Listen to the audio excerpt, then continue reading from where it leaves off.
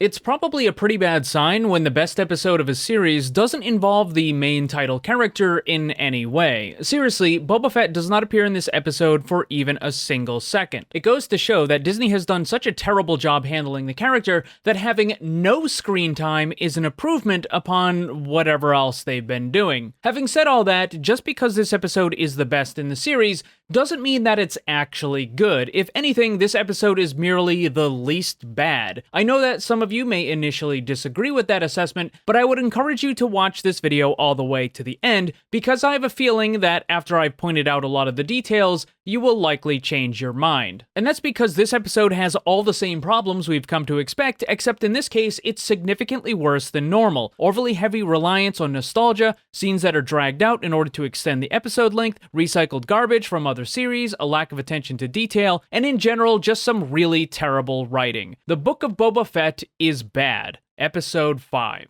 To start, I want to mention that it doesn't seem that this episode was originally intended to be in the Book of Boba Fett series, but rather to be placed at the end of Season 2 of The Mandalorian, or possibly the start of Season 3. Additionally, this episode seems to be comprised of two separate episodes that had been mashed together. Regardless, it is extremely out of place within this series. We already had 2 seasons of The Mandalorian, and now Boba Fett, after only 4 episodes, is being completely replaced in his own series. Very little of significance has already occurred in the Boba Fett series, and it simply makes no sense to drop this episode in as number 5. This episode begins at a meat processing plant with the silhouette of a character behind a plastic curtain. The obvious intent here is to make it look like Boba Fett, but it simply doesn't work, and that's because the outline of these two characters is actually quite different, despite the fact that they're wearing similar armor. So instead, what we end up with is Mando deciding to just awkwardly stand in front of the curtain for several seconds. Mando is there to collect a bounty on some dog-looking alien guy, and it's important to note that this bounty does not need to be taken in alive. This will come up later. The dog man decides to fight, so Mando takes him out, as well as a bunch of the other dog aliens using the Darksaber. It's clear that Mando has no idea how to use it, and even ends up injuring his own leg in the process. It also appears that the Darksaber is behaving as if it is incredibly heavy, and Mando has to drag it around. There is an explanation for this later, and it's mind-numbingly stupid, but we'll come back to that. After the fight's over, Mando puts the dogman's head in a bag to prove that the mission was completed. He then travels to a ring world that looks like it was ripped directly out of Halo. Is that legal? It's glaringly obvious that this was the full intent of the show creators. Probably someone in the writing room said, "Hey, wouldn't it be really cool if we had a ring world like Halo?" And then they just did exactly that and copied it exactly how it looks from the games. The point that I'm trying to make here is that for the entire Book of Boba Fett series, and also with large part of The Mandalorian, there is no originality. It's just recycled content from previous Star Wars movies or from other content, in this case Halo, where they're just blatantly ripping off the ring world. But don't worry, it gets worse. Later on, there's an even more egregious example of this sort of copying unoriginal behavior. Master Mando Chief eventually makes it to his next quest marker in some restaurant on the Halo array. He meets one of his contacts, which is a weird blue parrot alien thing, and I don't know what the alien's name is, but she's blue, she's non-human, she gives information and tells the main character where to go for the next mission, so what would be a good name for that? It would have to be something original. How about Cortana? Yeah, that should work. That's a good idea, I like that. Those things aside, I can't even begin to express how unbelievably stupid this scene really is. Here's what happens. Mando wants to collect the bounty, which is a combination of credits and information. The information is the nearest access point to the substrata. This is the underside of the Halo world. However, Cortana is being difficult and insists that Mando sit down to eat before she will give out the information. Mando says that he doesn't want the credits, only the information, but Cortana still refuses to give the info. Mando then says that there's a bounty on the dogman, and he will simply go and collect that bounty somewhere else. This is intended to be a threat as Mando picks up the dogman head and begins to walk away. Cortana gets upset and quickly gives out the information saying that the nearest entrance to the substrata is down a specific alley by the heat vent towers. Mando leaves the head and just walks away. Why don't you explain this to me like I'm 5? Alright, now let's look at this a little bit closer. First and foremost, the information that Mando wants should be common knowledge and therefore would be worthless. He wants to know where the closest access point is to the substrata, but considering the size of the Halo world, there would likely be millions of these access points. I cannot believe for even a second that these access points would be in any way considered a secret. There would be countless technicians, droids, and people of all kinds who would be using these access points on a daily basis. And I want to be very clear about something. Mando is not asking for information on where the other Mandalorians are. He ends up finding them himself by tracking their symbols. Instead, Mando is simply asking how to get underneath the Halo ring. The fact is that Mando could have asked nearly any random passerby on the street for directions and gotten the same information that he did from Cortana. But instead, Mando took a job to collect the bounty on the Dogman, which means that Mando had to travel to another planet, track down the Dogman, put himself in danger, successfully win a fight, and then travel all the way back to the Halo world in order to collect the bounty. You know, instead of just asking someone on the street for directions. Not a great plan. Also, let me remind you that Mando has a jetpack. Later in this episode, Mando is going to fall off the Halo world, and he will use the jetpack to very casually fly back onto it. Which means that Mando doesn't even need to find an access point to go down to the substrata. He could literally just jump off the edge of the Halo ring and use his jetpack to land in the area below. I'm writing this down. This is good stuff. But don't worry, it gets worse. The only reason why Cortana finally gave up the information was because Mando threatened to take the Dogman head to someone else and collect the bounty from them. And that's because Mando is an idiot. But luckily for him, Cortana is even dumber. Think about this for a second. Cortana sent Mando to go and take care of the Dogman. Mando accomplished that mission, and now Cortana is refusing to give payment. Mando actually thinks that it's a credible threat to not allow Cortana to pay the bounty. He demonstrated that he is, in fact, barely sentient. I mean, it's embarrassing. The Dogman has already been taken care of, which means Cortana already got what she wanted. Mando not making her pay the bounty is not in any way, shape, form, or fashion a bad thing for her. She basically gets a free bounty out of the deal. The Dogman was taken care of, and she doesn't have to pay for it. I see this as an absolute win. So what we end up with is the information itself, which would be commonplace and worthless, the supposed threat, which carries no weight, combined with the fact that Mando has a jetpack, which would have bypassed the need for the information altogether, and it makes this scene utterly nonsensical. This is easily some of the worst writing I have ever seen.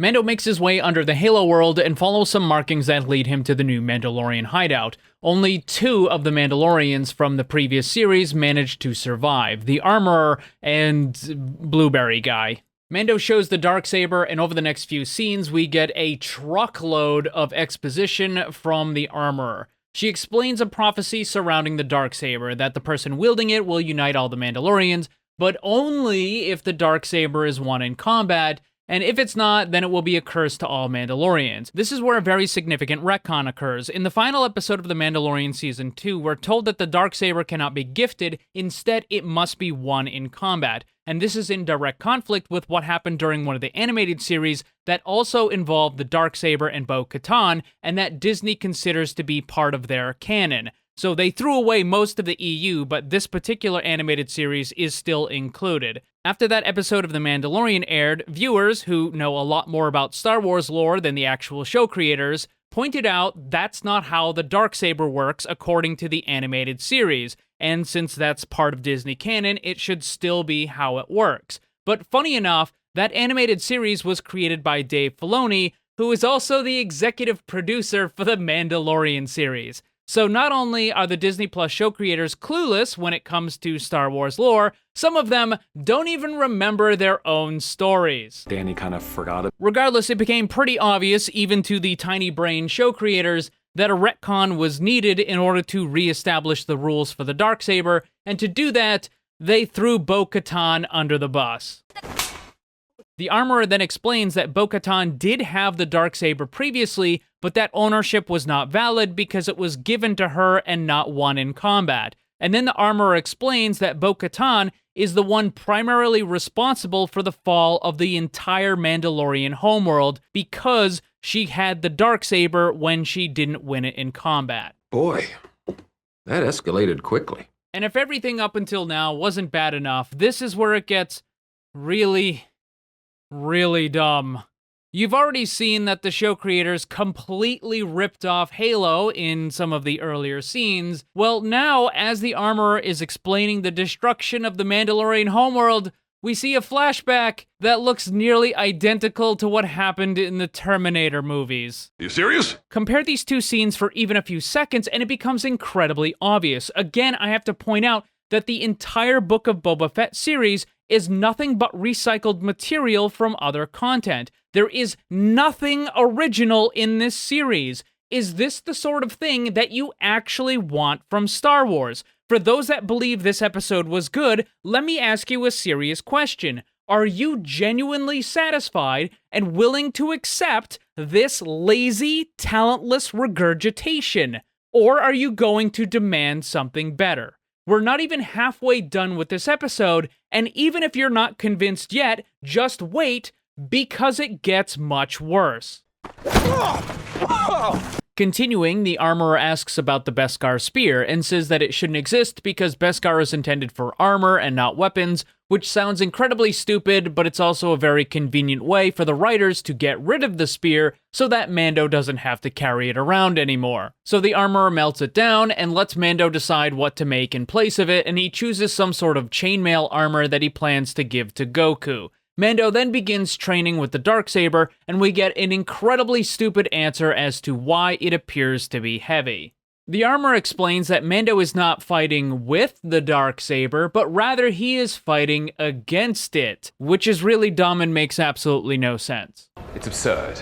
There is simply no reason why the Darksaber would suddenly behave as if it's heavy and difficult to swing. It's not a magic weapon, it is merely a lightsaber with a special name. While there are fantastical elements within Star Wars, lightsabers are not one of them. The lightsaber is purely a technological object, and it's already been thoroughly explained how lightsabers work. The color of the blade is determined by a kyber crystal, the length and the shape of the blade is determined by emitters, only the hilt and the components inside have a weight to them. The blade itself is energy and weighs nothing. There are no magical properties to any lightsaber, and that includes the Darksaber. For the same reason why non-force sensitive people like General Grievous or Finn were able to use other lightsabers, there is absolutely no reason why Mando wouldn't be able to use this one. It's utterly nonsensical that the show creators are trying to pretend a lightsaber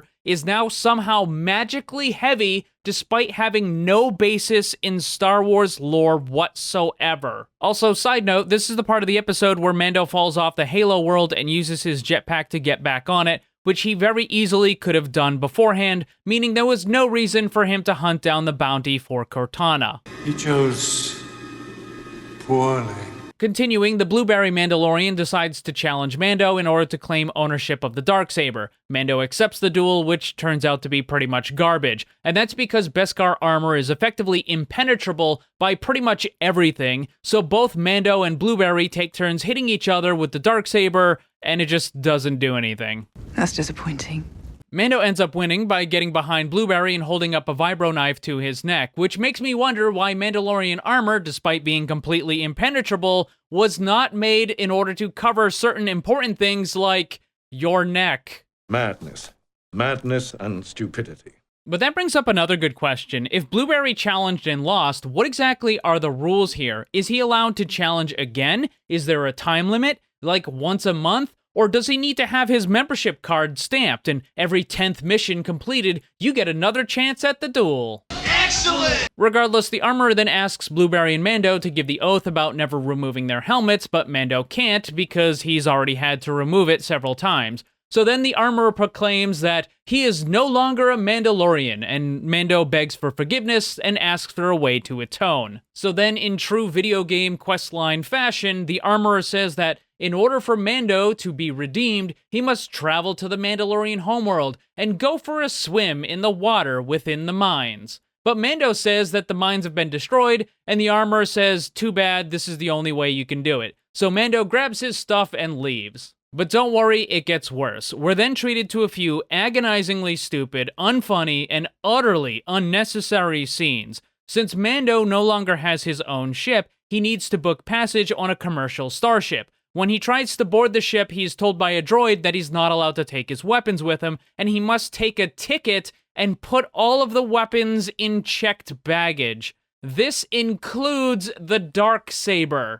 How about new? This absolutely priceless object that is the single most important thing to all Mandalorians in the entire galaxy is placed inside of a container with absolutely no security, and the only thing that Mando gets in exchange is a ticket to claim it upon arrival.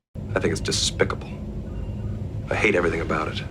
It's obvious that this is an incredibly bad attempt at comedy, but it's not funny in even the slightest. It's just really dumb. But don't worry, it gets worse. We then get to see Mando sitting in the passenger section of the starship, and there's a Rodian child in front of him that turns around and waves and tries to be friendly with Mando until the Rodian's mother turns him and forces him to sit back down. Then the starship arrives at none other than Tatooine. Oh, not this again. Because according to Disney Star Wars, there's only 10 planets in the entire galaxy, and Tatooine happens to be 9 of them.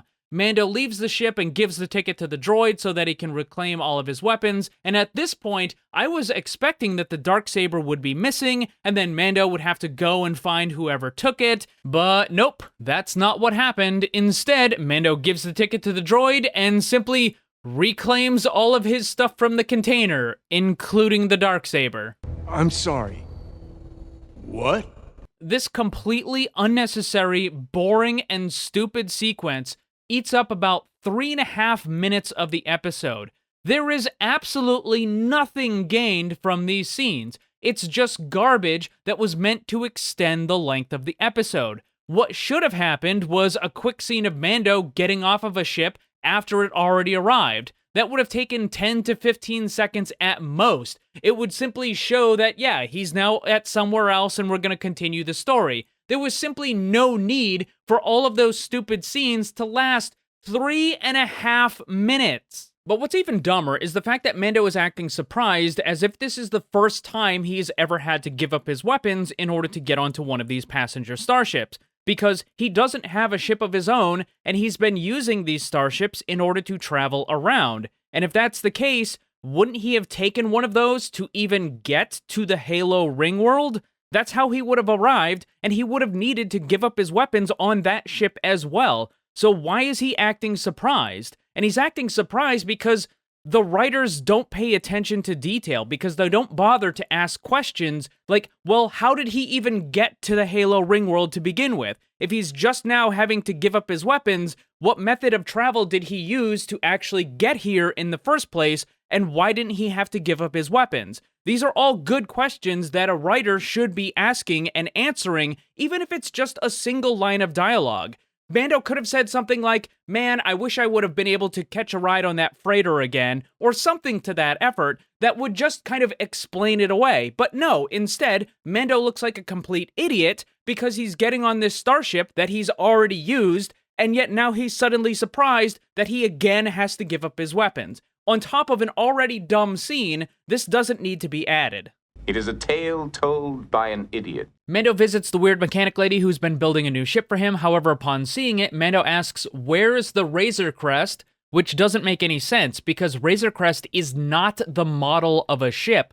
It was the name of his old ship that had been utterly destroyed. But for some stupid reason, Mando is angry because she doesn't have the ship that no longer exists. Basically, what's happening here with Mando is he's using the ship name instead of the model. Why is this dumb? Because the show creators absolutely know the difference between a ship's name and a ship's model, and they're using the Razor Crest name because it's what the audience will recognize. That's what Mando is saying instead of an ST-70 assault ship. But when it came to Boba Fett, since they didn't want to use the bad name of Slave One, they referred to the ship as the model, which is the fire spray. So it's a bunch of garbage. They're basically dancing around it because they don't want to use the name Slave One anymore, because they're a bunch of woke weirdos. Everything woke turns to shit. But now we get into the part of the episode that is sheer laziness for no other purpose than to extend the length of the episode. Because now we get an 8-minute long montage of Mando and the weird mechanic lady putting the ship together. 8 full minutes. 8 long and boring minutes of filler. And the only break we have in the monotony is when the mechanic lady stops to tell Mando that she used to date a Jawa and that they're furrier than expected. Oh my God! This is supposed to be funny. This is supposed to make people laugh, but it doesn't. It fails. It's not funny.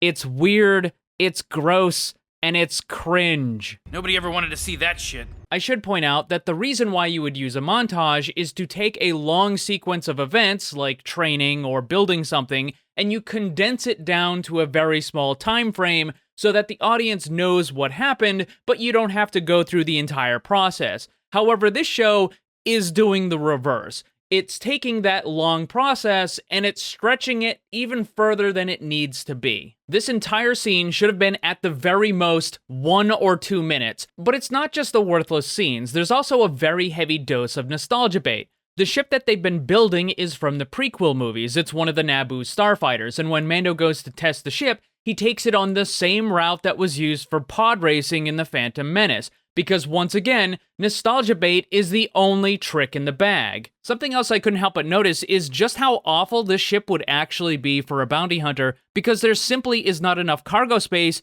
to actually bring back the bounties. Sure, there's the bubble area in the back, but that was designed for an astromech droid. It's far too small for most aliens or even most adult humans. You're just not going to be able to put your bounties in there. Can you imagine trying to put a Wookiee or a Gamorrean in that area? It's just not going to fit. Even the Dogman from earlier in the episode wouldn't have fit in that area. Excellent point.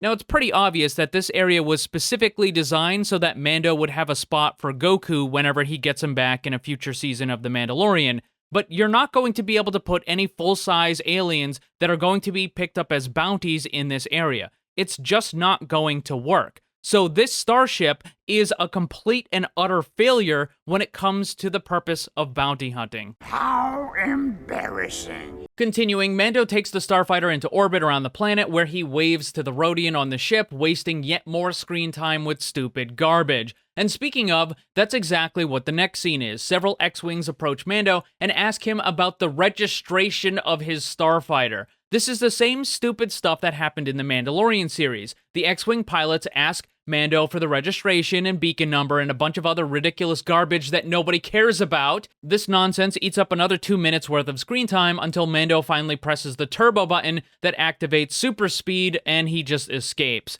Mando heads back to the mechanic lady's place where he's met by Fennec, and she offers him a job working for Boba Fett, and Mando agrees. So now let's take a quick look back at everything that actually happened in this episode. The ring world that was blatantly ripped off from Halo, the flashback scene that was blatantly ripped off from Terminator, the absurd situation regarding the Dogman bounty and finding the entrance to the substrata, the retcon of the Darksaber rules because Dave Filoni forgot about his own previous work, the utterly nonsensical weight change of the Darksaber, the painfully unnecessary sequence where Mando had to check his baggage, where he risked losing the single most important object to all of the Mandalorians, the fact that half the episode took place on Tatooine again, the obvious nostalgia bait of the Naboo starfighter and the pod racer track, and the unacceptable practice of dragging out scenes in order to stretch the episode length. In this case, it equaled 20 minutes out of the total 47-minute runtime.